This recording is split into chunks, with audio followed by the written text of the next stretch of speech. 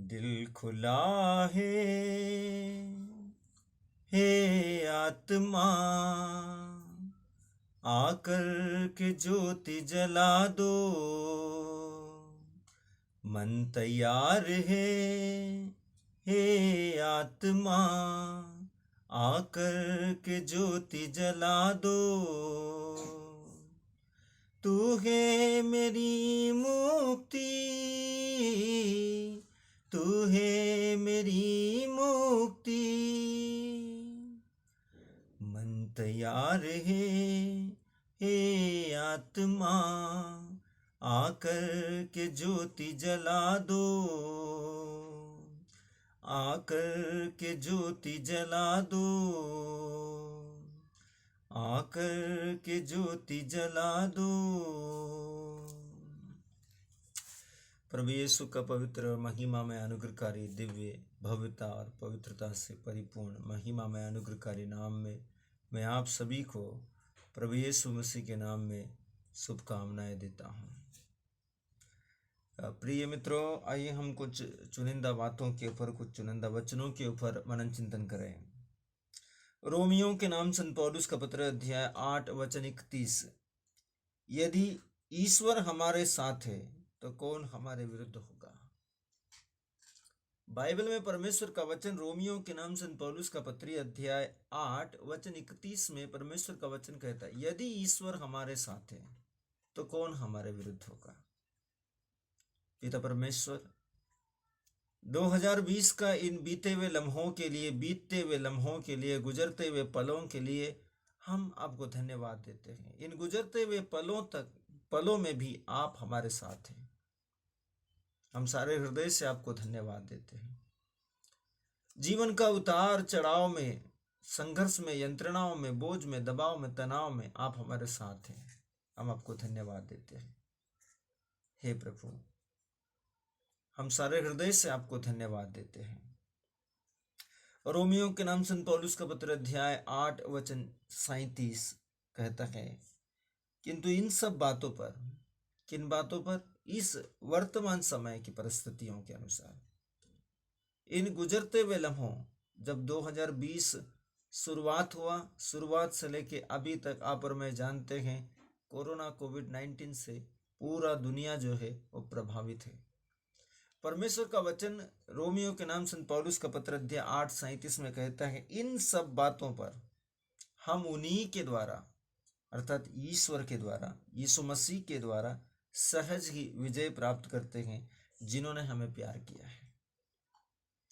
हम इस लॉकडाउन का परिस्थिति में, अनलॉक का परिस्थिति में और इस वर्तमान समय में जो इस कोरोना का जो नया नया संक्रमण का जो अलग अलग प्रोफाइल, अलग अलग डेवलपमेंट कोरोना अपने आप को कर रहा है, अलग अलग संक्रमण के द्वारा अलग अलग रूप से अपने आप को कोरोना जिस तरीके से प्रस्तुत कर रहा है, प्रभु कहता है इन सब बातों पर हम उन्हीं के द्वारा, यीशु मसीह के द्वारा सहज ही, अत्यंत सरलता से विजय प्राप्त कर सकते हैं, जिन्होंने हमें प्यार किया है यीशु मसीह के द्वारा। वचन कहता है रोमियो के नाम संत पौलुस का पत्र में परमेश्वर स्पष्ट तरीके से कहता है, हम सहज ही विजय प्राप्त कर सकते हैं, बड़ी ही आसानी से, बड़ी सरलता से विजय प्राप्त कर सकते हैं, क्योंकि यीशु ने हमको प्यार किया है। इसलिए यूहन्ना का सुसमाचार अध्याय 3 वचन 16 कहता है, ईश्वर ने संसार से इतना प्यार किया ताकि जो कोई भी उसके नाम में विश्वास करे उसका सर्वनाश न हो, बल्कि वह अनंत जीवन प्राप्त करे। Hallelujah, hallelujah, hallelujah. प्यारे मित्रों, फिलिपियों के नाम संत पौलुस का पत्र को देखें, अध्याय 4 वचन 13। वचन कहता है, जो मुझे बल प्रदान करता है, जो मुझे बल प्रदान करते हैं, मैं उनकी सहायता से सब कुछ कर सकता हूं। प्रभु यीशु का वचन फिलिपियों के नाम संत पौलुस का पत्र में पौलुस स्पष्ट तरीके से कहते हैं, जो मुझे बल प्रदान करते हैं, मैं उनकी सहायता से सब कुछ कर सकता हूं। चाहे आपका जिंदगी के अंदर कोरोना कोविड-19 का प्रॉब्लम हो, चाहे आपका लाइफ के अंदर किसी भी प्रकार का सामाजिक प्रॉब्लम हो, आर्थिक प्रॉब्लम हो, इकोनॉमिक्स प्रॉब्लम हो, चाहे आप किसी भी प्रकार का दौर से गुजर रहा हो, चाहे आप अपना घर के अंदर लॉकडाउन के कारण कैद क्यों ना हो, चाहे अनलॉक की प्रक्रियाओं के अंदर आप कई प्रकार का समस्याओं का सामना क्यों न कर रहे हो, आपका बिजनेस फेल हो गया हो, कुछ भी हो गया हो, वचन कहता है जो मुझे बल प्रदान करते उनकी सहायता से मैं सब कुछ कर सकता हूं। यदि हम परमेश्वर पर निर्भर है, यदि हम परमेश्वर पर डिपेंड है, तो हमारी जिम्मेदारी, जवाबदारी, कर्तव्य, दायित्वों का भार किसके ऊपर है? परमेश्वर का ऊपर है। वचन कहता है तुम मेरी धार्मिकता की खोज करो और बाकी चीजें तुमको यूं ही मिल जाएगी। प्रभु का वचन का अनुसरण करने में ही हमारा जिंदगी का सबसे महान उद्देश्य पूरा होता है, क्योंकि हम इसी के लिए बनाए गए हैं। हमारा जिंदगी का महान उद्देश्य परमेश्वर का वचनों का प्रचार करना, परमेश्वर के वचनों के लिए अपने आप को परमेश्वर का स्तुति के लिए समर्पण करना, परमेश्वर की उपासना के लिए अपने आप को समर्पण करना है, क्योंकि हम इसी के लिए बनाए गए हैं। मेरे प्रियो, ईश्वर का वचन कहता है तुम ईश्वर का धार्मिकता, प्रभु का वचन हमको सिखाता है तुम ईश्वर का धार्मिकता, उसका राज्य की खोज करो, बाकी चीजें जो भी आपका जिंदगी के लिए बाकी चीजें हैं, जो आपका जिंदगी रोजमर्रा का जिंदगी की जरूरतें हैं, बाकी चीजें तुमको यूं ही मिल जाएगा। आगे चलते हैं, मत्ती का सुसमाचार अध्याय 12 वचन संख्या 20 और 21 को देखें। वचन कहता है यह ना तो कुचला हुआ सरकंडा ही तोड़ेगा और ना धुआंती हुई बत्ती ही बुझाएगा, जब तक वह सच्चे धर्म को विजय तक न ले जाए। अभी हम आपका मेरा सच्चा धर्म क्या है? आपका मेरा सच्चा धर्म है हम दबे कुचले, दुखी, लाचार, पीड़ित, असहाय, भूखे प्यासे, अनाथ, विधवा, लाचार लोगों का सेवा करें। मेरे प्रियो, 2020 परमेश्वर का इच्छा को पूरा करने के लिए आप सबको पर्सनली, व्यक्तिगत रीति से परमेश्वर अवसर दिया, ताकि हम दबे कुचले लोगों को, विधवा लोगों को, अनाथ लोगों को, गरीब लोगों को, बीमार लोगों को, असहाय लोगों को, प्रवासी लोगों को, परदेशी को भी, और जो कोई भी किसी भी प्रकार का शारीरिक, मानसिक, आत्मिक मुसीबत या तकलीफ या कठिनाई में थे, उनका सेवा करें, सच्चे धर्म का पालन करें। एक व्यक्ति का सच्चा धर्म यह है कि मनुष्य को मनुष्य के समान प्यार करे। बाइबल हमको सिखाता है, सर्वशक्तिमान ईश्वर हमको बताता है, प्रभु ईश्वर का वचन उत्पत्ति ग्रंथ में कहता है हम मनुष्य को अपना प्रतिरूप बनाए। परमेश्वर ने मनुष्य को बनाया और उसके नथनों में जीवन का प्राण फूंक दिया। मेरे प्रियो, हम सब परमेश्वर का प्रतिरूप है। यदि हम परमेश्वर का खोज में हैं, यदि हम किसी भी रीति से परमेश्वर का खोज कर रहे हैं, किसी भी माध्यम से परमेश्वर का खोज कर रहे हैं, परमेश्वर की खोज क्या है? परमेश्वर का वचन कहता है प्रभु अपना ईश्वर की आराधना करना, उसको छोड़ो और किसी की नहीं। अपना प्रभु ईश्वर को अपने सारे दिल, सारे मन, सारी आत्मा, सारी बुद्धि से प्यार कर और अपने पड़ोसी को अपने समान प्यार कर। सच्चा धर्म यह है, हमारा पड़ोसी वो नहीं जो हमारा पड़ोस में रहता है, वो हर एक व्यक्ति है मेरे प्रियो, जिससे हम मिलते हैं, जिसे हम नहीं जानते हैं, वो सब हमारे पड़ोसी हैं। यदि हमने अपना जिंदगी में उनका सेवा किया है, उनका मदद किया है, उनका सहायता किया है, या किसी न किसी रूप में अपने इस पड़ोसी होने का कर्तव्य को अदा किया है, हम सच्चे धर्म को अपना रहे हैं। बाइबल हमको सिखाती है वह ना तो कुचला हुआ सरकंडा ही तोड़ेगा और ना ही धुआंती हुई बत्ती को बुझाएगा। कुचला हुआ सरकंडा और धुआंती हुई बत्ती को न तो वो तोड़ेगा, न बुझाएगा। बाइबल हमको सिखाती है वह सच्चे धर्म को जब तक विजय तक न ले जाए। मेरे प्रियो, वचन विजय तक कैसे ले जाएंगे? प्रभु ईश्वर हमको वचन के द्वारा बताता है, मैं भूखा था तुमने मुझे भोजन दिया, मैं प्यासा था तुमने मुझे पानी दिया, मैं बीमार था तुमने मुझे मेरी सेवा की, मैं नंगा था तुमने मुझे वस्त्र दिए, मैं परदेसी था तुमने मुझे अपने घर ठहराया, मैं जेल में था और तुम मुझसे मिलने के लिए आए। यही है हमारा व्यक्तिगत कर्तव्य। ईश्वर ने हमको कहा है मेरे प्रियो, यदि हम परमेश्वर की समानता में बनाए गए हैं तो परमेश्वर के समान बिहेवियर करें, परमेश्वर के समान स्वभाव करें। यदि हम परमेश्वर के समान स्वभाव नहीं करते हैं, बाइबल हमको सिखाती पाप स्वभाव में, आत्मा में अमरता को प्राप्त हो जाता है। पाप स्वभाव में आत्मा में अमरता को प्राप्त हो जाता है। और जिस समय, जिस दिन, जिस पल, जिस क्षण हमारा जिंदगी के अंदर स्वार्थ आ जाता है, मतलब परिस्थिति आ जाती है, हमारा जिंदगी के अंदर लालच आ जाती है, व्यभिचार आ जाता है, किसी भी प्रकार का बुराई का प्रभाव हमारा जीवन के अंदर पनपने लगता है, उसी समय हम जिंदा तो रहते हैं लेकिन आत्मिक रूप से ईश्वर के सामने मृत है। हमारा जिंदा रहने का परमेश्वर के सामने कोई औचित्य नहीं है, क्योंकि आत्मा हमारा, अंतर हमारा, अंतस हमारा, जमीर हमारा मरा हुआ है। और हम सच्चे धर्म, मानवता की जिंदगी को अपना जीवन में नहीं जी रहे, उसके खिलाफत का जीवन जी रहे हैं, उसका विरोध का जीवन जी रहे हैं, उसका अपोजिट में जीवन जी रहे हैं। इसका मतलब है हम अपने लिए नहीं बल्कि स्वार्थ से भरे हुए जीवन के लिए जी रहे हैं। आगे चलकर देखते हैं मेरे प्रियो, पहला यूहन्ना अध्याय 5 वचन 4 और 5 को देखें।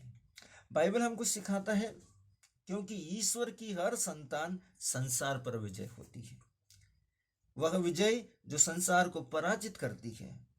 हमारा विश्वास है, यदि हम परमेश्वर का वचन पर मनन चिंतन करते हैं, उसको पढ़ते हैं, उस पर ध्यान लगाते हैं, उस पर चित्त लगाते हैं, उसके अनुसार लाइफ जीते हैं, उसके अनुसार जिंदगी व्यतीत करते हैं, वचन को फॉलो करते हैं, वचन के चिन्हों पर चलते हैं, बाइबल सिखाती है वचन क्या है वास्तविकता में। वचन को समझे मेरे प्रिय, वचन के बारे में अपने आप की भ्रांति को, गलतफहमी को दूर करे, दिमाग को के अंदर अपने आप की उस वास्तविकता की सच्चाई का चित्रण को लेकर आए, जिसको वचन कहते हैं।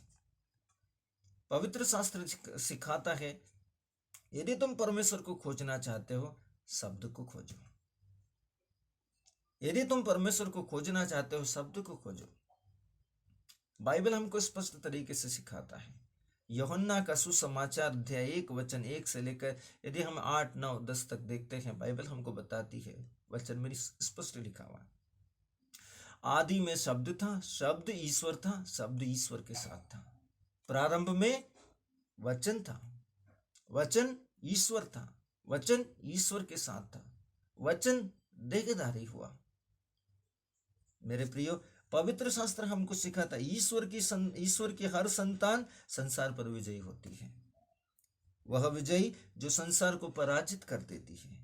हमारा विश्वास है, यदि हम वचन पर विश्वास करते हुए वचन के अनुशासन में रहते हैं, तो वचन हमको बताता है, जिस वचन को हम परमेश्वर का वचन कहते हैं, वास्तविकता में परमेश्वर का वचन, परमेश्वर सर्वशक्तिमान ईश्वर, जो मनुष्य, जो आत्मा ईश्वर है, वो आत्मा ईश्वर देहधारी ईश्वर हो गया। जो देहधारी ईश्वर है वो शब्द ईश्वर है, क्योंकि वचन हमको सिखाता है, आदि में वचन था, वचन ईश्वर था, वचन ईश्वर के साथ था। अब वो वचन देहधारी वचन है, और देहधारी वचन आपसे और मुझसे व्यक्तिगत रीति से स्पष्ट तरीके से कहता है, मेरे प्रियो, परमेश्वर का वचन जिस पर हम चिंतन करते हैं, मनन करते हैं, विश्वास करते हैं, जिस सुसमाचार का आप और मैं प्रचार कर रहे हैं, जिस सुसमाचार के लिए जैसे पौलुस कहता है, मैं हाथ में बेड़ियों से बंधा हुआ बंदी हूं, उस सुसमाचार के लिए आप और मैं, यदि हम सुसमाचार का प्रचार करते हैं, तो परमेश्वर की सामर्थ्य से, परमेश्वर के वचन की गवाही के लहू से हम संसार पर विजयी हैं, उसका परिस्थितियों पर विजयी हैं। अभी आप और मैं इस दुनिया के अंदर, आप सोचिए मेरे प्रियो, आप क्या सोचते हैं? अंधकार और प्रकाश दो राज्य हैं, सच्चाई है, आप सही सोचते हैं। लेकिन एक सोचने वाली बात है, क्या अंधकार के राज्य में और प्रकाश के राज्य में किसी भी प्रकार का तालमेल हो सकता है?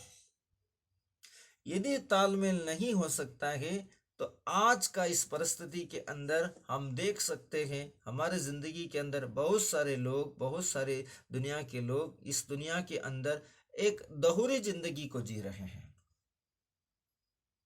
बाहर से कुछ और है और अंदर से कुछ और है। वे परमेश्वर के सामने अपने आप को दिखाते कुछ और है, और सामाजिक जीवन में अपने आप को दिखाते कुछ और है।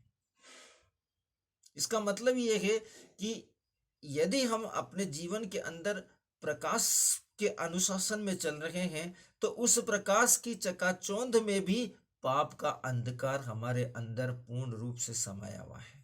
प्रकाशित होने से अंधकार दूर नहीं हुआ, प्रकाशित होने से अंधकार दूर नहीं हुआ। अंधकार में चलने से प्रकाश के वचन, प्रकाश की बातों को करने से या करते रहने से हम परमेश्वर की महिमा के प्रतिबिंब नहीं हुए, उसका सुसमाचार की ज्योति से आलोकित नहीं है। हम केवल और केवल इस भौतिक संसार के चकाचौंध के कारण जो प्रकाश है, उस प्रकाश के कारण हम अपने आप को धोखे में रखे हुए हैं कि हम धर्मी हैं, हम संसार पर विजयी हैं, हम अपने जीवन में ईश्वर की आशीषों के द्वारा उपलब्धियां हासिल करके बैठे हैं, हम परमेश्वर की कृपा से बड़े बड़े पद पर बैठ गए हैं, हम परमेश्वर की सहायता से इस संसार के परिस्थितियों को जीत लिया है। ईश्वर ने हमारी सहायता किया है। बड़े गर्व और घमंड से बोलते हैं, धन्यवाद देते हैं, प्रभु आपने मुझे ये बनाया, आपने मुझे वो बनाया, आपने मुझे इस पद पर बनाया, आपने मुझे इतना जिम्मेदारी दिया। ईमानदारी से सोच लीजिए प्यारे भाई और बहन, तुमने मेरे छोटे में से छोटे किसी एक के लिए चाहे एक गिलास पानी ही देने का काम क्यों नहीं किया हो, वो तुमने मेरे लिए किया है। आपको किसी की सेवा करने में आपका स्वाभिमान, आपका स्वभाव, आपका चरित्र, आपका सम्मान, आपकी पदवी, इसके ऊपर कभी भी ऐसा महसूस हुआ हो कि आपका आत्मसम्मान गिर रहा हो? आप किसी छोटे व्यक्ति को झुककर नमस्ते कैसे कर सकते हैं? किसी छोटे व्यक्ति की सेवा कैसे कर सकते हैं? जो आपका सेवक है, जो आपका नौकर है, जो आपकी गली में झाड़ू लगाता है, जो आपके पीछे काम करता है, जो आपके ऊपर निर्भर है, आप उसको अपनी समानता का दर्जा कैसे दे सकते हैं? वचन सिखाता है संसार पर विजय होना। परमेश्वर का वचन जो जो जो जो सबका जो स्वामी होना चाहता है, जो सबसे बड़ा होना चाहता है, दरअसल परमेश्वर का वचन में, परमेश्वर के राज्य में, परमेश्वर की इच्छा, परमेश्वर का योजना है कि वे सबका सेवक बन जाए। यदि आप पर स्वर्ग राज्य में बड़ा होना चाहते हैं, ईश्वर के राज्य में बड़ा होना चाहते हैं, प्रधान होना चाहते हैं, आपको सबका सेवक बनना पड़ेगा। दीनता और नम्रता की चरम सीमा के परिकाष्ठा के अंदर आपको आना पड़ेगा मेरे प्रियो। अभी परमेश्वर का वचन में हम देखें, वचन हमको सिखाता है, विधि विवरण ग्रंथ अध्याय 20 वचन 4, क्योंकि प्रभु तुम्हारे पक्ष में तुम्हारे शत्रुओं के विरुद्ध लड़ेगा, वही तुम्हें विजय देगा। जो कोई प्रभु पर श्रद्धा रखते, प्रभु पर विश्वास रखते, प्रभु पर भरोसा रखते हैं, प्रभु वचन के द्वारा उनसे प्रतिज्ञा करता है। विधि विवरण ग्रंथ अध्याय 20 वचन 4 में प्रभु का वचन कहता है, क्योंकि प्रभु तुम्हारे पक्ष में तुम्हारे शत्रुओं के विरुद्ध लड़ेगा, वही तुम्हें विजय प्रदान करेगा। अभी आपका शत्रु चाहे वो कोरोना कोविड-19 क्यों ना हो, आपका शत्रु चाहे अनलॉक क्यों ना हो, आपका शत्रु चाहे लॉकडाउन क्यों ना हो, आपका शत्रु चाहे आर्थिक संकट क्यों ना हो, आपका शत्रु चाहे पारिवारिक संकट क्यों ना हो, आपका शत्रु चाहे कर्फ्यू क्यों ना हो, आपका शत्रु चाहे बीमारियों का संक्रमण ही क्यों ना हो, आपका शत्रु चाहे आपका परेशानियां, मानसिक दबाव, डिप्रेशन, बोझ, तनाव क्यों ना हो, वचन स्पष्ट तरीके से कहता है परमेश्वर आप ही आपका पक्ष लेगा, परमेश्वर स्वयं आपका पक्ष लेगा और आपके शत्रुओं के विरुद्ध, आपके विरुद्ध खड़े होने वाली परिस्थितियों से वह लड़ेगा और तुम्हें विजय दिलाएगा। वो तब जब हम परमेश्वर के सच्चे धर्म के द्वारा परमेश्वर के राज्य में प्रवेश करेंगे, जब हम परमेश्वर का प्रतिरूप होकर संसार पर विजयी हो जाएंगे, संसार का परिस्थितियों पर विजयी हो जाएंगे। मेरे प्रियो, बीते हुए लम्हों में परमेश्वर के साथ संयुक्त होकर पुराने जीवन को तज दीजिए, अपना पुराना स्वभाव को तज दीजिए, एक नवीन स्वभाव को धारण कीजिए, प्रार्थना कीजिए, परमेश्वर के सामने घुटनों पर आकर आंसू बहाइए। प्रभु, मैंने कितनों का दिल दुखाया है, कितनों को मैंने धोखा दिया है, कितनों के साथ में मैंने बदसलूकियां की है, कितनों के साथ में बेअदबियों के स्वभाव से मैं जीवन जिया हूं। अपना शरीर और आत्मा को मैंने पाप के अधिकार में सौंप दिया है। अपने आप को मैंने एक गैर जिम्मेदार व्यक्ति के रूप में, परिवार का गैर जिम्मेदार व्यक्ति, अपना जिम्मेदारियों में गैर जिम्मेदार व्यक्ति, कई प्रकार से हम कहाँ कहाँ गलत है, कमजोर है। प्रभु के सामने अपना कमजोरियों को मान लेने से, अपना गलतियों को मान लेने से हम परमेश्वर की आशीषों के हकदार होते हैं। प्रायश्चित द्वार खोलता है परमेश्वर की आशीष का। प्रायश्चित द्वार खोलता है परमेश्वर की आशीष का। यदि हम प्रायश्चित नहीं करते हैं मेरे प्रियो, हम प्रायश्चित नहीं करने के कारण अपने और अपने पूरे परिवार के लिए दुख का कारण, श्राप का कारण, निराशा का कारण, विनाश का कारण बन जाते हैं। यदि हम सच्चे हृदय से अपना जीवन में प्रायश्चित करते हुए प्रार्थना करते हैं, परमेश्वर मैंने पाप किया है, आपके उस प्रायश्चित के बाद आपके लिए फिर से वापस परमेश्वर के पास आने के लिए एक मार्ग है, एक उम्मीद है, रास्ता है। रास्ते परमेश्वर ने बंद नहीं किए हैं। हम लौटकर परमेश्वर के पास नहीं जाते हैं, इसलिए हमारे लिए रास्ते बंद होते हैं। लेकिन जब हम ईश्वर के पास जाते हैं, रास्ते खुले होते हैं। उड़ाऊ पुत्र की कहानी इस बात का एक उदाहरण है। पापनी स्त्री का किस्सा एक उदाहरण है। मेरे प्रियो, परमेश्वर आपको और मुझको बताता है। पश्चातापी डाकू का उदाहरण इस बात का एक उदाहरण है कि हम यदि अपना जीवन के अंदर परमेश्वर के पास जाते हैं, पापों के लिए, गुनाहों के लिए प्रायश्चित करते हैं, तो हमारे लिए रास्ता खुल सकता है। हमारी जिंदगी फिर से बहाल हो सकती है, फिर से बदल सकती है। फिर से हम इस पाप में या पाप में स्वभाव में मर नहीं सकते, हम नया सृष्टि बन सकते हैं। एक रास्ता है। पश्चाताप के बाद में हमारे पास में उम्मीदें हैं, लेकिन प्रायश्चित नहीं करना, पश्चाताप नहीं करना, गुनाहों की माफी नहीं मांगना, अपने आप को कबूल नहीं करना कि मैंने पाप किया है, मैंने धोखा दिया है, मैंने गलतियां की है, मैंने दूसरों के साथ में बहुत बुरे व्यवहार किए हैं। अपनी कमजोरियों को छुपा लेना और अपने आप को सबसे अव्वल बताना सबसे बड़ा पाप है। मेरे प्रियो, इस समय, इस वर्तमान समय में ढलते हुए, इस समय में, इस ढलते हुए 2020 के गुजरते हुए लम्हों में हम ईश्वर के सामने अपनी कमियों के लिए, कमजोरियों के लिए, कठिनाइयों के लिए, पापों के लिए, अपराधों के लिए, अविश्वास के लिए, अपने गैर जिम्मेदार जीवन के लिए ईश्वर के सामने प्रार्थना करें, माफी मांगे। प्रभु, मुझे माफ कर। प्रभु का वचन हमको बताता है, जहां कहीं भी तुम जाओगे मैं तुम्हारे साथ हूं। तुम जहां हो मैं वहां हूं। यदि तुम आग पार करोगे मैं वहां हूं। यदि तुम समुद्र पार करोगे, जल धाराएं तुमको बहा कर नहीं ले जाएगी, मैं वहां हूं। यदि तुम समुद्र की गहराई में जाओगे मैं वहां हूं। यदि तो आसमान की चोटियों या आसमान की ऊंचाइयों में जाएगा, मैं वहां हूं। हम परमेश्वर से छिप नहीं सकते, परमेश्वर सब जगह है। आइए देखते हैं मेरे प्रियो परमेश्वर का वचन। इतिहास, दूसरा इतिहास अध्याय 20 वचन 17।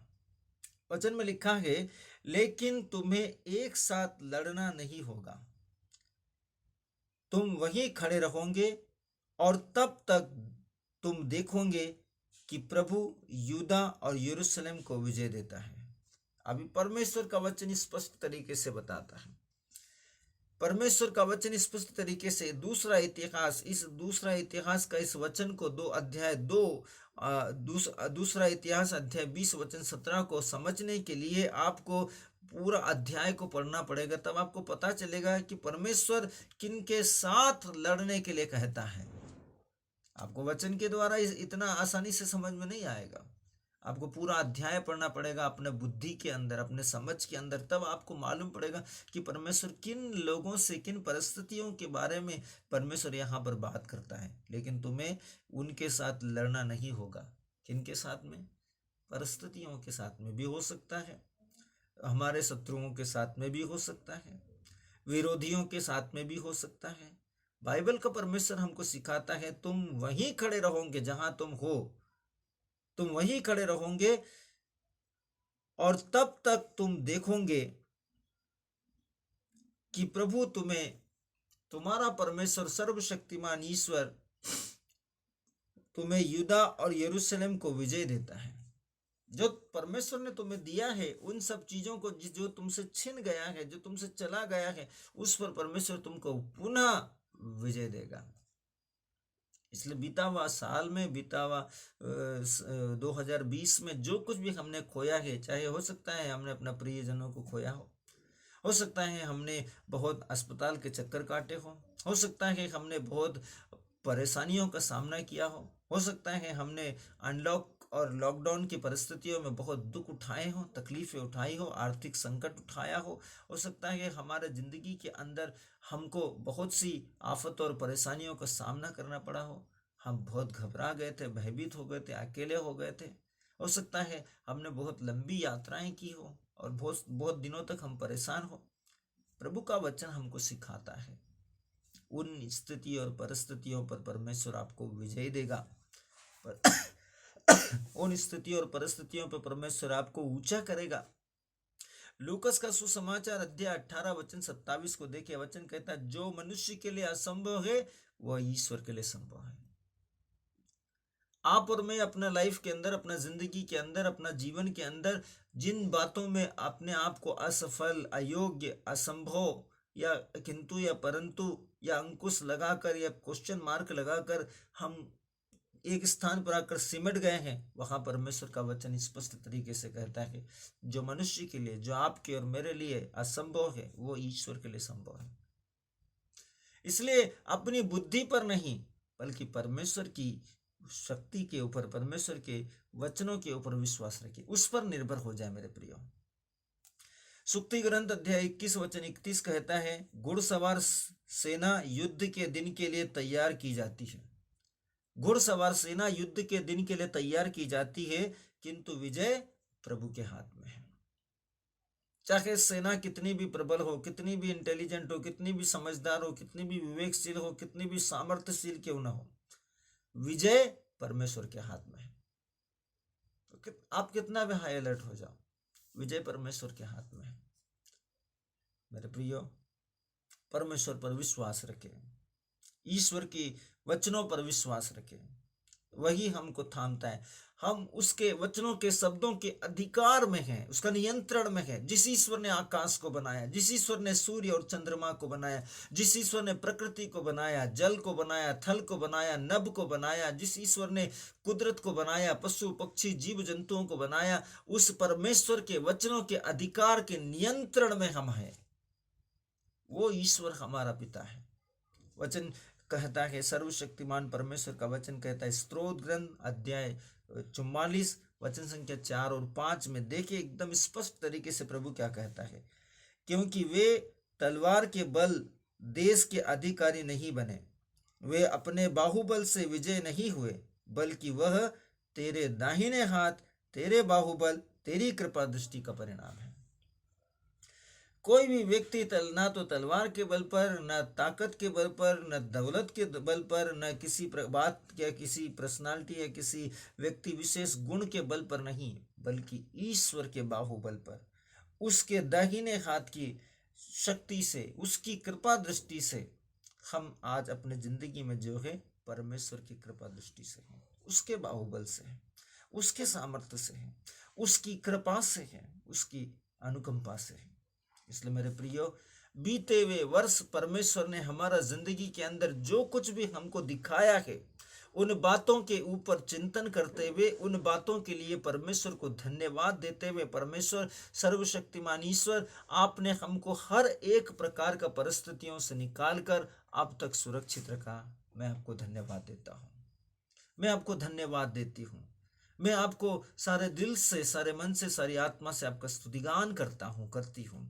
धन्यवाद दे परमेश्वर को, और खुले हृदय से यहोवा के हाथ में, यीशु मसीह नाजरी के हाथ में आने वाले वर्ष 2021 को प्रभु के हाथ में समर्पित करते हुए अपना पूरा कर्तव्य, दायित्व, उत्तरदायित्व, जिम्मेदारी, जवाबदारी सब कुछ यहोवा के हाथ में सौंप दे। प्रभु तू इन परिस्थितियों से हमको उबार दे। प्रभु तू हमारी सहायता कर। इस 2021 का 365 दिन को हम आपको समर्पित करते, 12 महीनों को आपको समर्पित करते हैं, हर महीने के हर हफ्ते को आपको समर्पित करते हैं, हर हफ्ते के हर एक दिन को आपको समर्पित करते हैं, हर दिन के हर एक घंटे को आपको समर्पित करते हैं, हर एक घंटे में जितने सेकंड होते हैं उन सेकंडों को आपको समर्पित करते हैं। प्रभु आपके अधिकार और नियंत्रण में सौंपते। प्रभु हमारी सहायता कर, प्रभु हमको मार्गदर्शन दे, प्रभु हमारा पथ प्रदर्शन कर। आने वाला वर्ष 2021 हम सभी भारतवासियों के लिए आशीषमय हो।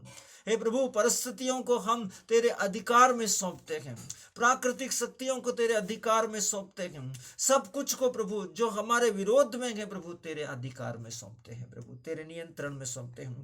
यीशु मसीह का वचन कहता है जो मुझे बल प्रदान करता है उसकी सहायता से मैं सब कुछ कर सकता हूँ। हाँ प्रभु हम सब कुछ कर सकते हैं। इस 2021 में प्रभु हम हर एक संकट से, परिस्थिति से, दिक्कत से, दुख तकलीफ से, शैतानिक प्रतिक्रियाओं से, अंधकार की ताकतों से, हर एक प्रकार की दुष्ट की शक्ति से लड़ने के लिए तैयार है। यीशु मसीह के पवित्र और सामर्थ्यशील महिमा में अनुग्रहकारी नाम में आप सभी को आने वाले वर्ष की हार्दिक शुभकामनाएं। आने वाला वर्ष आप सबके लिए मंगलमय हो। आने वाला वर्ष ईश्वर आप सबों को आशीष दे, सभी मनोरथ आपके पूरे हो, आपके लिए रोजगार के नए स्रोत खुले, ईश्वर आपको और आपके घराने को अच्छा स्वास्थ्य दे, आपकी सारी मनोकामनाएं पूरी हो, ईश्वर आपको प्रचुर मात्रा में स्वास्थ्य दे, ईश्वर हर प्रकार के संक्रमण से, कोरोना कोविड-19 का प्रभाव से और उसका नया जो भी प्रोफाइल अभी आ रहा है उसके सभी प्रकार के सिम्टम्स से आपको सुरक्षित रखें। हे सर्वशक्तिमान ईश्वर इस समय हम हमारे देश के प्रधान अधिकारियों को, विशेष करके हमारे देश के सभी अधिकारियों को, आईपीएस अधिकारियों को, सभी गवर्नर को, सभी जज को, सभी स्टेट के सीएम को, हमारे गृह मंत्री को, गृह मंत्रालय को, सभी मंत्रिमंडल के सभी डिपार्टमेंट को, विशेष करके प्रधानमंत्री महोदय को आपका पवित्र हाथ में सौंपते हैं। हमारे देश के प्रधान प्रेसिडेंट को आपका हाथ में सौंपते हैं। सभी जिला अधिकारी को, जिलाधीश को, जिला अधीक्षक को आपका हाथ में सौंपते हैं। प्रभु समर्पित करते हैं उनके स्वास्थ्य के लिए, उनकी सुरक्षा के लिए, उनकी सेवा के लिए, उनके और उनके परिवार की देखभाल के लिए परमेश्वर आपके हाथ में उन्हें सौंपते हैं। हमारे इस देश के हर एक सरकारी और गैर सरकारी डिपार्टमेंट जो जिम्मेदारी और जवाबदारी और कर्तव्य और दायित्वों के साथ इस समय देश के लिए काम कर रहा है,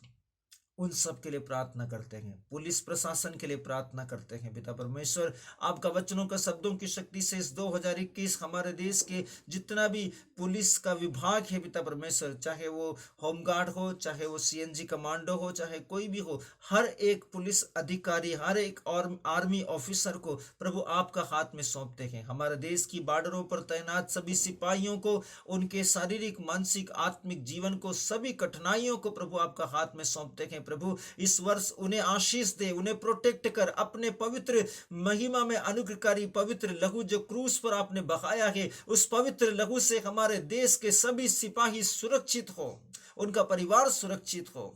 प्रभु हमारे देश के हर एक व्यक्ति को आशीषित कर पिता परमेश्वर, विशेष करके पिता परमेश्वर हमारे देश को अपने अधिकार में ले, अपना नियंत्रण में ले पिता परमेश्वर।